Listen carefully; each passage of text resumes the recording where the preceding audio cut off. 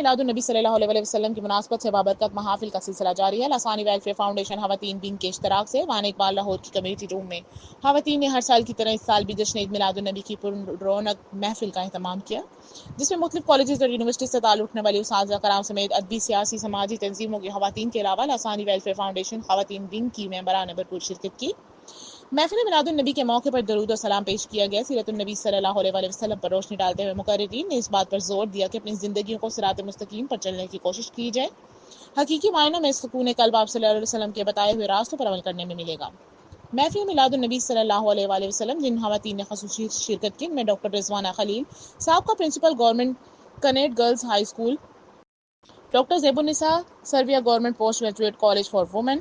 Cooper road, doctor Safia Mushtaq, Safia Ishaq ادبی اور سماجی شخصیت، فریحہ ناز پرنسپل حمایت اسلام public school Baghbanpura, Sabahat Ramzan Sialvi lecturer Punjab university, doctor Hafiza Tahir Malik professor Urdu government post graduate college for women, Cooper road, Arifa Iftikhar نائب صدر لسانی ویلفیئر فاؤنڈیشن لاہور ڈویژن شامل تھیں۔ خواتین ثنا خوان جنہوں نے کلہائے عقیدت کے پھول نچھاور کیے، ان میں سریہ عدنان، ماہنور آصف، نور ختیجہ، ذاکرہ طارق، عروسہ محمد علی، حفظہ توحید، عروہ جمال، فوزیہ کیسر شامل تھیں۔ HM Fayyaz, PNP news channel Lahore.